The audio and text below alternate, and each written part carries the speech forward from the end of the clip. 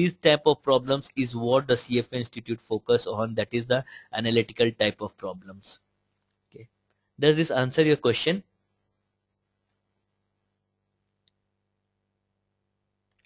Okay, so if you like tell me like what exactly is your question, what do we get practice paper sets? Now practice paper sets, okay, I thought about like you are asking about the question. So practice paper sets, if you see, the CFA Institute has come up with 2 sample papers that you get for the examination at the end. They also have one online questions for you. Okay, but in the CFA study material you have lots of questions which are there, so you have to solve those questions. The questions standard are typically like the examination standard.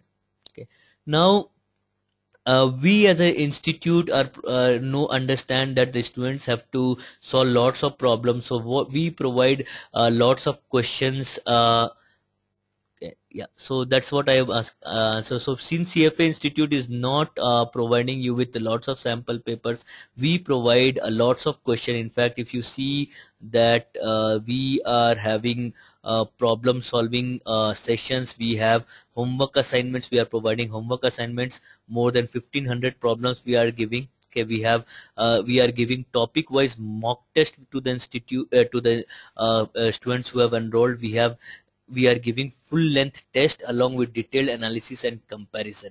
Okay, so this I will get back as to what we are offering. The idea is to first get an understanding of the institute structure, program structure, then we'll explain to you what we are providing. Okay. Okay, so then you have like financial reporting, then you have corporate finance. Okay, corporate finance is an understanding of how the company's debt and equity are structured, whether the company should issue debt, whether the company should issue equity, what time is appropriate, okay, whether the company should give dividend or not. It is as if you are an insider in the company, you are a CFO, or basically you are a finance person in the company and are deciding on the company's capital structure. Okay, this is important from analysis point of view also, because if a company has taken too much of debt, okay, the company's capital structure becomes very problematic. Okay, which is like you can say that okay, in the equity valuation, the fixed income valuation, when you are doing, you will say that okay, the company's factors are not that good. Okay, now we'll see like the number of topics that are being devoted. In level 1 you have the weightage of corporate finance is high, 8%, financial reporting is 20%, quantitative is 12%. Okay, you have equity valuation is there. Okay, equity valuation, the weight is 10%. Equity valuation means like how do you value a stock. So here like you learn also how the equity securities market work, how the indexing work, that is you would have heard of Nifty, Sensex, how these calculations are being done. So you will be learning in this particular topic. Okay, then you have fixed income. In the fixed income you have we are basically interested in valuing the bonds, so we have to understand that what are the different types of bonds that are available in the market, how these bonds are structured. Okay, how whether a person should buy a callable bond, putable bond, there are like lots of bonds. So understanding about the type of the bond, the risk that are there in the bond, then how these bonds yields are determined, how these bonds are valued. Okay, how do you determine the risk in the bond quantitatively. So all that we cover in the fixed income, and this is an important topic in level 1, 2, 3 overall, because bonds are the highest amount of investment is in bonds in the world. So level 1 it is 12%, level 2 it's around 10%, level 3 is around 15%.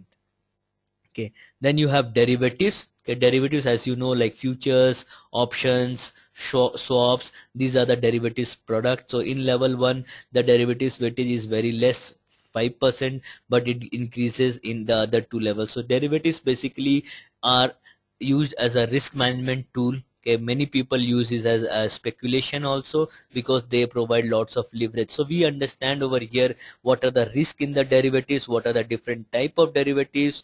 Okay, in level 2 we learn how to value the securities. Okay, in level 3 we learn how to use the derivatives.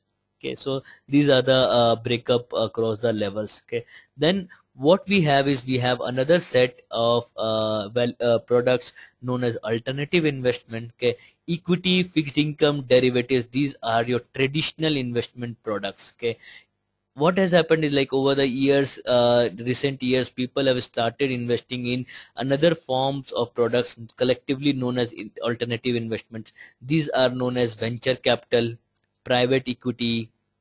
Okay, you have hedge funds, you have mutual fund. Okay, you have real estate. Okay, so there are various forms of alternative investment. So over the years, like these have got lots of attraction, and the problem with these type of investments are these are less liquid. These are more riskier than these instruments, so the valuation has to be done differently.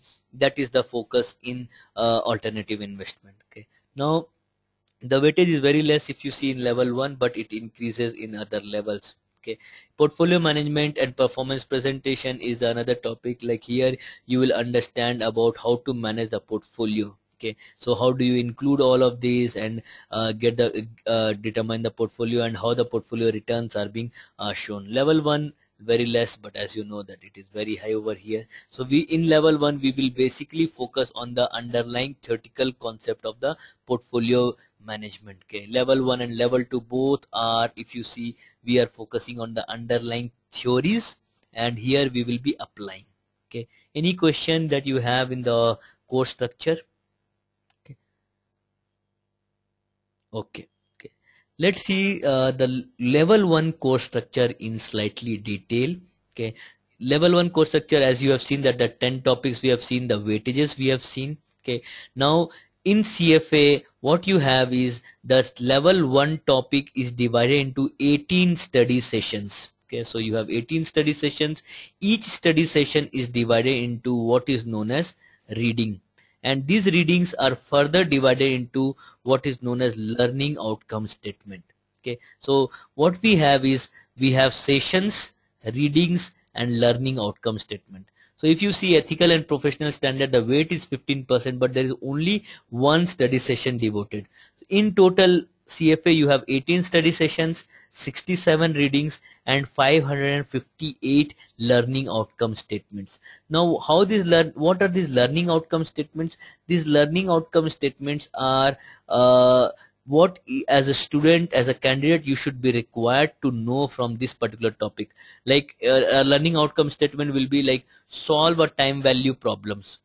Okay, or analyze interest rate as required rate of return, opportunity cost. Okay, or define the risk that is there in the define the risk. Okay, analyze the risk that there are in the bond investment. So what they have is like these LOS, they have what is known as the command words or power words. No, these are like define, analyze, solve, evaluate, interpret. So a candidate is like when he's going through this LOS, he's required to understand those wordings, has understand those LOS, and then accordingly read. Okay, so if you see 558 LOS is there, so per LOS the weight is 0.18% overall. Okay, now you will see that there are different topic areas, they have different readings, number of sessions, they have different number of readings, they have different number of LOS.